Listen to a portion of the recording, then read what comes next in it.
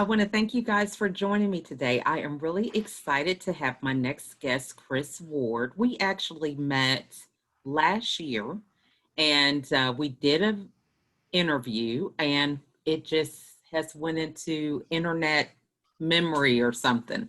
Something was going on with technology, but we had a great conversation. It was a great uh, opportunity for us to connect on a call and hear about productivity and different things that she was doing at the time. So I'm really excited to kind of get back in contact with her and see what she has going on now. And especially now in lieu of this pandemic, it really is true about us making sure that we go back to some of our connections and check in with them to see how they are doing through this pandemic, what's changing, what's new, and how we can continue to serve and help one another. So this time I'm going to give Kris the opportunity to talk a little bit about herself before we get into the interview.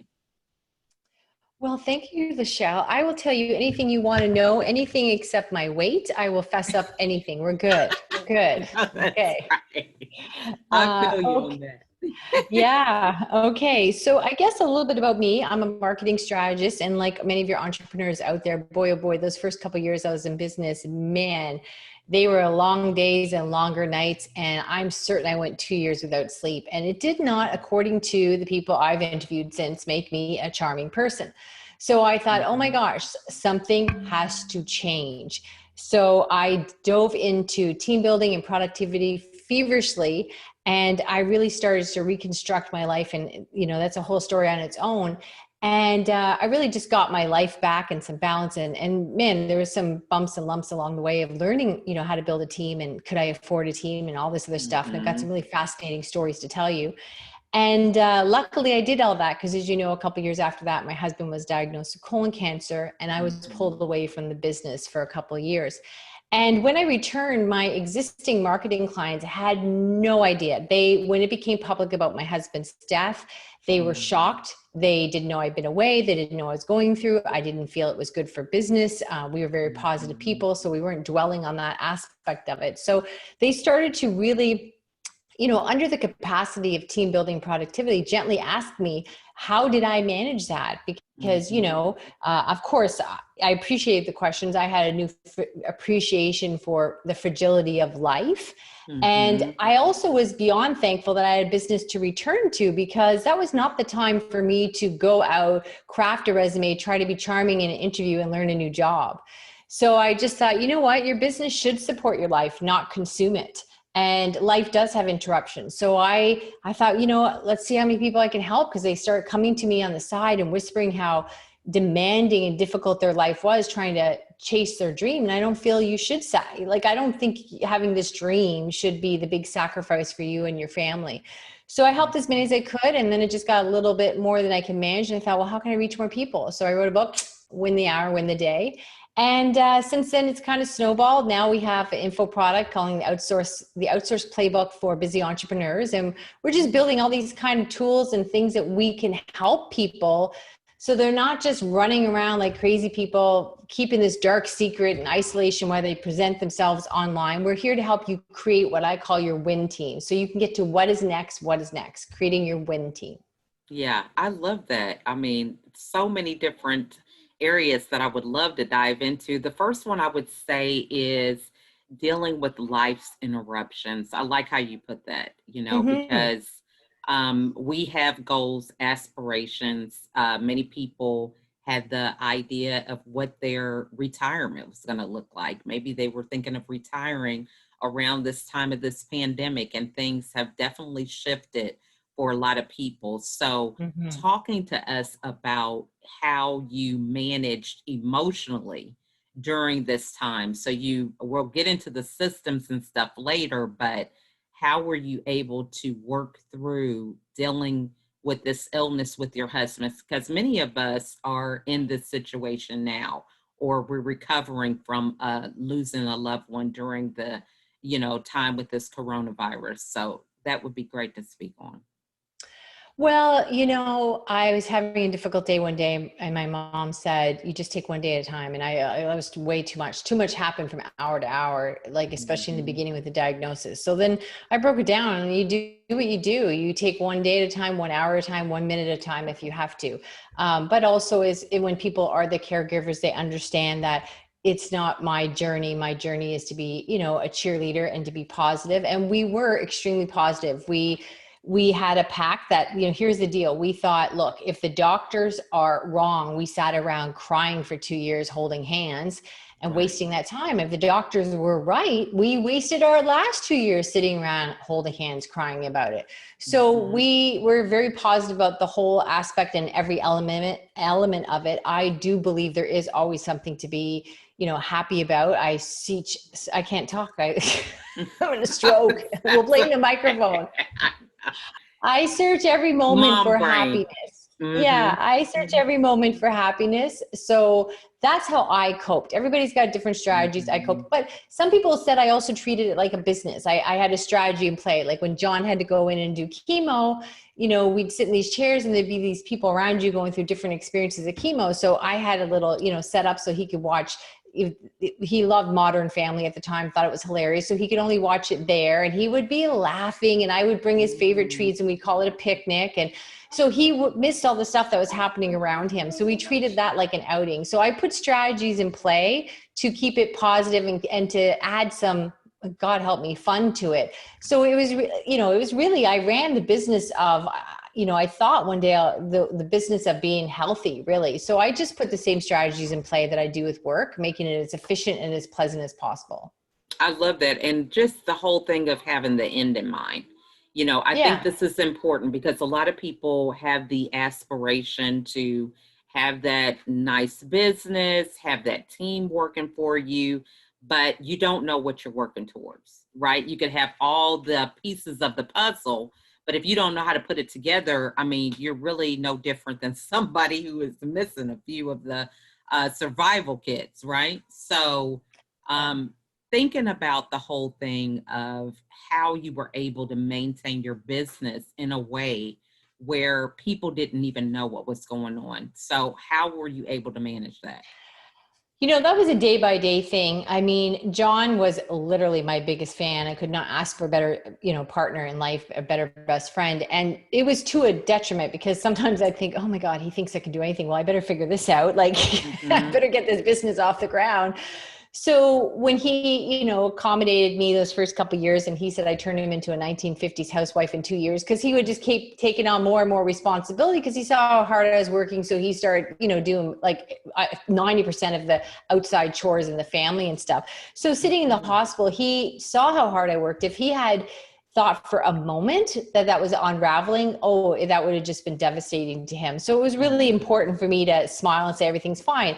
I wasn't sure in the thick of it. I was thinking, I think everything's fine, but I wasn't paying enough attention to it to know that everything was fine. But let Hmm. me back up the story a little bit here and to the part where, things were crazy in the beginning. And this is how building my team started. And it's really important because so many people think they can't afford to create their WIN team, right? Hmm. But really what this means for you is you can have, you can change your life and your business if you create your WIN team. So for me, it was, a different world. Let's say 8, 10 years ago, outsourcing was still like, oh my gosh, I would talk about it and people would act like I was talking about working with someone that drove a chicken to work or something, right? Right. So I was still going out to physical appointments at the time. And as a marketing strategist, each appointment is very specific. They have different needs. They have all this stuff. And I would sit there and I'd make notes and I would promise myself, hand to God, when I got back to the office, I would put them right into the computer. And of course, I'd get back, I'd be multitasking, things would be crazy. And if I was lucky, I would get those notes in, say, Friday afternoon. Sometimes it Hmm. was the next Friday. And now, of course, these notes were meant to be written for like 20 minutes. And so, when somebody would call me a week later or something and ask me a question about it, I got the opportunity to be one of two people. Either the person that perhaps misquoted them because I'm trying to read my notes and they're only meant for 20 minutes, and then I look like I'm trying to swindle them, or they can tell that I am scrambling and trying to, put this together. They can sense that. So I'm like, Right. this is not a plan. This is not a plan, right? Not a great way to start any relationship. So then I finally figured out, okay, you know what? I got a transcriptionist. So I would leave the meeting, sit in my car, talk into my phone, and I would Mm. transcribe like in 30 seconds, all the details I needed. And then the transcriptionist would put that right into the client file, on the internet, right? Mhm. And oh my gosh, this is all she wanted to do. She had like 10 clients like me. So sometimes I had 3-4 hours of appointments that week, and some weeks I had none. But the weeks that I did have it, she was so fast and so good that it was like $12 is what it cost me.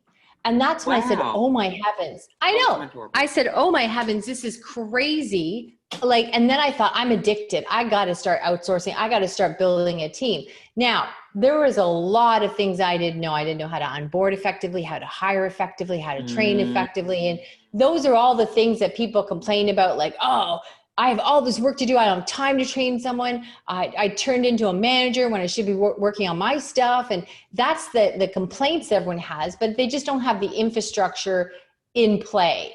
And I often compare it to, like, everybody's seen people make chocolate chip cookies. You can make them, your grandma makes them, anyone can make them. But if you don't have a basic formula, it's not rocket science, but if you don't have a basic formula and you say put the chocolate chips in after the cookies come out of the oven, they're kind of sweet, but they don't taste the same, right? So what I tell people is all the stuff I learned through those years and growing pains of learning how to outsource and build a win team, and what I taught my clients and my private coaching clients, all that stuff. It's just sequential, very basic, simple stuff, but it's hugely powerful. And it really should be the number one thing you learn as an entrepreneur. I love that. And excuse that little diversion here. My son was coming in here. We have a treasure box for school. So he's like, can I get my treasure box stuff? So he's in the background. But one of the things I would say just is so important is the fact that you started with the Yeah. transcriptionist. So, Yeah. helping people to begin now, if someone is saying, well, I do need some help, how do they figure out, because that is really just a basic, simple thing. And sometimes we are so complicated, we don't even see what's simple in front of us. So for people who don't have a VA, but they're like, oh, I don't have enough hours in the day or whatever, what are some things that we would use a VA for? Well, that is a great question. It's probably the number one question I get on my website, www.winthehourwintheday.com. And people Mm-hmm. just don't have an idea. They say, oh my gosh, like, and they often too will say to me, oh, my industry is different. My business is different. You don't get it, and stuff like that. And so what I want to tell you is there's 3 areas, first of all, where, I mean, if you need to create a profit, then the fundamentals of your business are the same. So something I want people to think about is, I call it the 3 Ds: damaging overhead, delayed income, and diminishing opportunity. And those are the 3 Ds that are heavily costing your business when you're not creating, leveraging your time and your team's time and creating a win team. So that's huge, right? And what I Mm-hmm. would say too is, we live really very much in a copy and paste world. You have no idea Mm-hmm. how many things that you repeat in actions in a day. And it's Mm-hmm. unbelievable. And, I know when we were, let's say, launching the first time we launched our outsourcing playbook for busy entrepreneurs, I'm on Facebook and different platforms, and every time I can, I'm tying it into the conversation. If somebody asks a question, I'm like, oh my gosh, we do this, and here's my answer. And I even started to notice, oh, here's a response that I have to, maybe there's 6 variations of that response. But all of a sudden I realized, I'm saying pretty much the same thing, because I'm not changing. So you're just slightly changing the answer. Like, you are who you Mm-hmm. are. Mm-hmm. So I then made a Google Doc sheet, and then I started copying and pasting all the stuff I was saying. So even for me, if I was on, say, Facebook, and somebody asked me something about the launch, I'm like, oh, I already have that answer, copy and paste. Then it got to a Mm-hmm. point where I could give it to my team and say, look, if people ask this question, here's a whole bunch of answers. If one of these answers fit in and you're on Facebook, because my social media person, copy and paste. So I would tell you that even when you're acting as your own agent, you still can use efficiencies that then can leverage to your team. So that's a huge thing. And we get that all the time. I know one of my private coaching clients, she's a designer, and she's like, Kris, I go in, I see what other people don't see. I do it myself. I'm the designer. There's no way we can outsource this or leverage it in any way. Well, we figured out her average appointment was about an hour and a half. And then we showed her all the because I also think in everything, no matter what you do, if you're a brain surgeon, there's pre and post work, right? Right. So we then started looking at her pre and post work and the admin stuff. And we got her appointments down to like 45 minutes because we did help her create a W.I.N team. What is next team? And all of a sudden now, her day is cut in half, which meant she could write that book, which meant she could start doing all these speaking engagements, all these dreams that she always wanted to. She wanted to get to what is next. And it was just because we helped her create her W.I.N team. So, it's just, and I say this with affection, not criticism. It's just ignorance when you don't know is because you're in isolation and you're so busy. Your head is, you just nose it to the grindstone on that keyboard, whatever it is you do.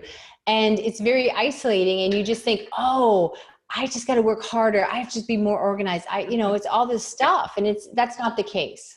So true. And I mean, I love that element of what you said about the copy and pasting, because if Yeah. anybody has an email template or some message that they send back to somebody in a email campaign, they're doing the very same thing. So, Yeah. Some people are like, oh, I don't know if I can trust them to do that, but it's really the same thing. So I like how you make that very easy for us to grasp. And I love the acronym for WIN. What is next? So that is great. Mm-hmm. So talk to us about people who are trying to pivot, thinking about ways that they can creatively position themselves, to me, I think you might have had to go through a reinvention to some extent after losing your husband, which I'm very sorry for. But thinking about people now who, what was familiar to them, they don't have that right now. So what did you do with your mindset and practices to help you move forward in a positive way in spite of all this life interruption? Yeah, I mean, I try really hard all the time to be positive. I just enjoy life more when I'm that Mm-hmm. way. But, there definitely was like I was off social media for a couple of years and I mean completely off, like nothing, no comment, no looking, nothing, because I had nothing to say. You can't Mm-hmm. say, well, your husband, my husband died, my best friend's gone, but look what I Mm-hmm. had for breakfast. Like I had nothing to Mm-hmm. say. So Mm-hmm. there is a bit of a replanning when I wrote my book and came back out. It's like, okay, I got to open the doors and I got to one step at a time come back out. Right. Mm-hmm. And that did take some focus and some effort because then also the longer you're gone, the harder it is to get back in. And then people also treat you different. Oh, you're doing okay now. There's all this stuff that goes Mm-hmm. attached to it. Right. Mm-hmm. So what I would tell people as far as pivoting goes, I think that's a little bit a word that's starting to, with all the things going on in the world right now, it's starting to lose its luster. But what I would Mm-hmm. tell people is really when you're working, I call it work, WORK. It's when one requires knowledge. If you're working that hard, you just require some knowledge. If you're grinding it out, do not confuse sweat with success, right? And I would say that you look out every day and sometimes you see people and you think, oh, how are they doing this? Or why am I not there yet? Or I thought I'd be further along. And I would tell people it's YME. You are just as smart as anybody else. All you're missing is YME. You're missing execution. The difference between you and any other entrepreneur is just the execution. That's it. You've got more ideas than you can implement. You're a smart cookie. You've got this far. It's your missing execution. And until you get your W.I.N team, you are really, you're just drugged down by the weight of your own limitations. And think of somebody like, I don't know, Steve Jobs. And you think, well, where would we be in the world if he was like, okay, you know what? I can't trust anybody with this idea. I'm going to figure it out myself. I'm in the garage. Like anyone in the history of the world, as far as any accomplishment, but especially business, they accelerated and exceeded and accomplished because they created a team. Even if it's two guys in a garage, they created a team. Olympic athletes, they have a team, so that's it. When you're doing it by yourself, this is going to be hard. It's kind of harsh, but I tell people you're really not in business. You're self-employed and it's very expensive. And so it's really like sitting on the couch watching sports and saying, well, I'm an athlete. No, you're watching, you're keeping score, but you're not an athlete. So that's what I want people to understand. I really want to create a movement because your business should support your life, not consume it. And we have been misled that this whole, I think what doesn't kill you makes you tired. Right. I do not think, I do not think it makes you stronger. I think it makes you tired. I And that love all that. grinding it out, yeah, grinding it out that you see every day on the internet, that bravado, it's done. It's old Yeah. news. It's dated. So true. Now, and so walk us through what is a typical day for you?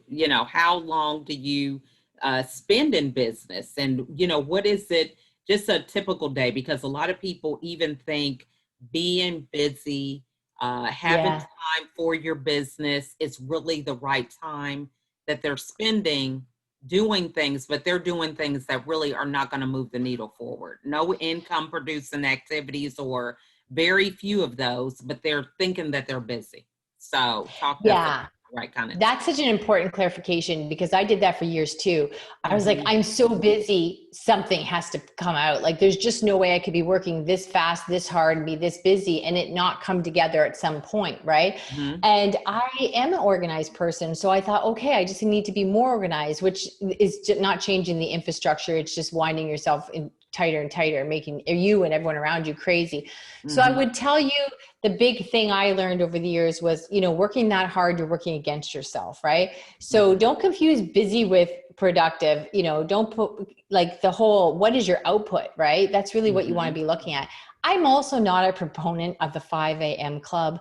That is not for me. I've always had to, people love my energy, but that energy means that sometimes I'm a little hyped and I don't fall asleep when I should. So I do Hmm. not wake up at 5 a.m. So my typical day, I would tell you, is I work out every morning. I wake up when I wake up. I don't have an alarm clock, but Awesome. generally I wake up somewhere between 6:30 and if I'm really lucky, 7:30, but I just wake up when I wake up and Hmm. then I work out.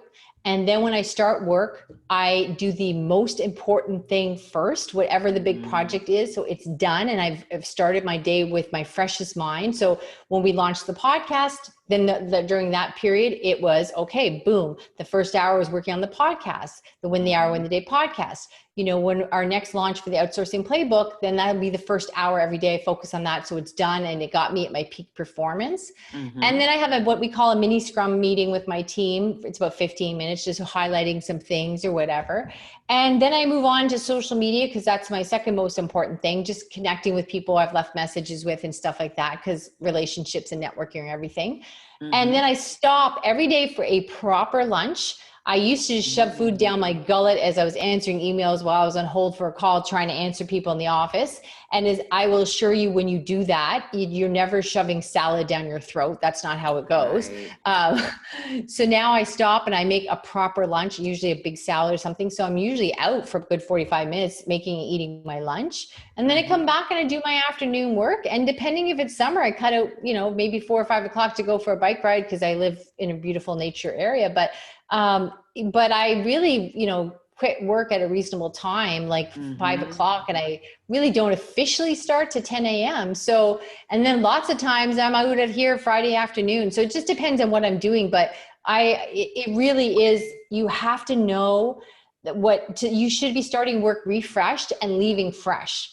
And it took Hmm. me and my clients a long time to learn that, because then when you are so used to feeling nauseous all the time and sick and exhausted, when you don't, you think, oh, well, I still feel good, so I should probably stay a couple hours. And so too, the cycle of abuse continues, Hmm. right? Yeah. So people think, if you're not oh my gosh, the first couple, for the longest time, if I quit work at 5 o'clock, that would have been like a half day, and never Hmm. mind Sundays. I was always working all of Sundays. Like my family, if I was missing, I'd be like, oh, I'm just one email and 2 hours later, right? Hmm. So you really truly are working against yourself doing it that way. I love that. Now, so when you're doing these hours that Mm-hmm. you're doing, like for the media or your projects, what are some actual activities you're doing during that time? Because a lot of people are like, oh, yeah, I'm working, but then, they were scrolling on Facebook for an hour, or they were just looking at a few emails and didn't get anything done on their list. What type of things should they have on their list that would be moving them forward? Well, first of all, I'm not, I think a to-do list is very dangerous and it's a tool that's just going to aid you. So it's not an effective Mm-hmm. plan because it's not a strategy, right? Okay. So what I would tell you is this. First of all, I don't have any alerts or distractions open. When I'm working on something on my computer, the only thing I have is a text where a few people can get a hold of me, but I don't have Facebook Mm-hmm. open. And even if I did, there's no alerts or anything like that. Mm-hmm. Nothing I work on have alerts. There's no binging or distracting, because it doesn't matter how disciplined you think you are, the brain is triggered and there's a whole science that goes along with that. And Mm-hmm. the big thing that most people are operating off is a to-do list, which again, you can't hire and train and implement and create a win team if you have a to-do list, because it's not sequential, it's not in order of importance. There's just no, it's just not an ability to do that. So what I would tell people is, it's in the book, Win the Hour, Win the Day book, is you work backwards. So a quick example is when I wrote my book, Win the Hour, Win the Day, I figured out it had to be done and to the editors by June because of her workload. And so I counted backwards. And for me to do that, I had to write 5 pages a day, Monday to Friday. And that was what I did the first hour. Now, a younger version of business Kris, more naive version, there'd be days I didn't feel I had those 5 pages in me. And I think, oh, you know what? Whatever, I'll feel better tomorrow. It'll just fly off the page. It's Right. going to be amazing.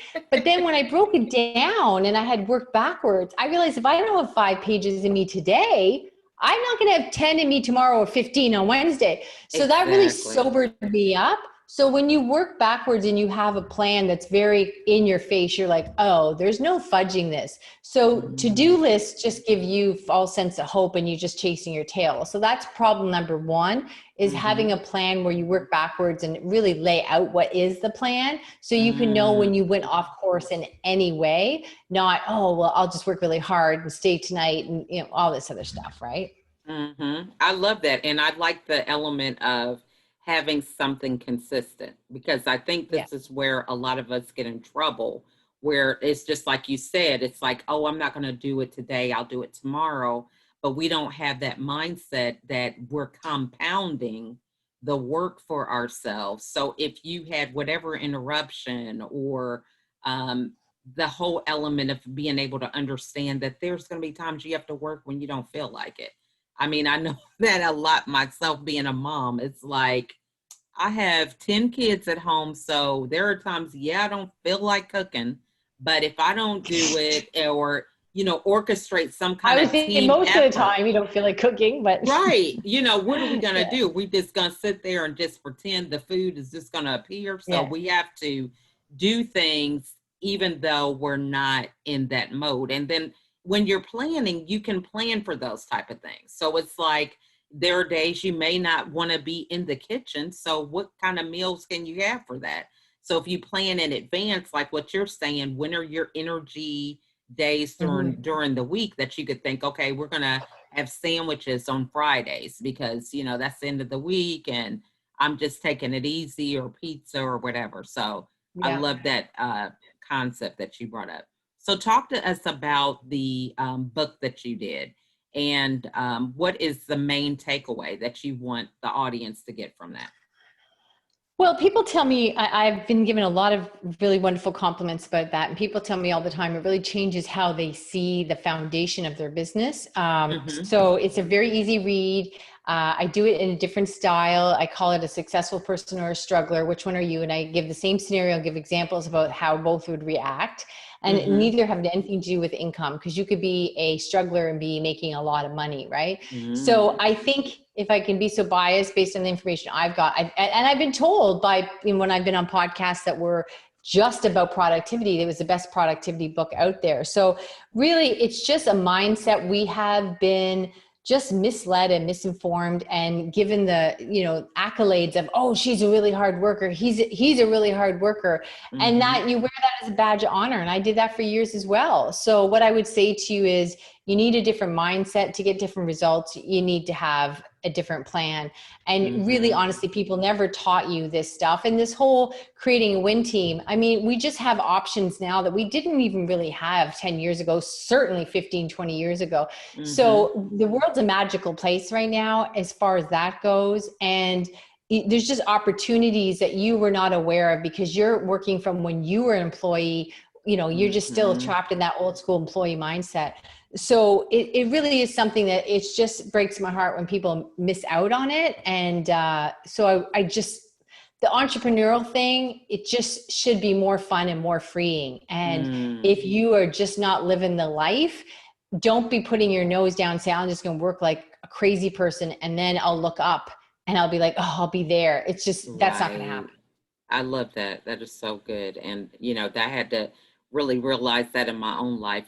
As a mom, you're thinking, oh, I'm going to live life through my kids. And then when they get older, then I'll be able to pick up where I left off, forgetting the fact that you're aging as they're aging. So, life is happening as you're going. So you have to be able to marry those two together in order to be more fulfilled. So, one question I would go back to in everything you said is during that time when you were away from social media, what were some things that you did to kind of transform your mindset to shift it? Because, like you were saying, you felt like you didn't have certain things that you wanted to say or wanted to share at that time. So, what was going on during that time to prepare you for your comeback? I think it's just healing. I just Mm-hmm. didn't feel like talking about it. I wasn't ready. Like I wasn't, my light wasn't as bright as it was Mm-hmm. before. It was a different time. And and you know what? It's a busy time too.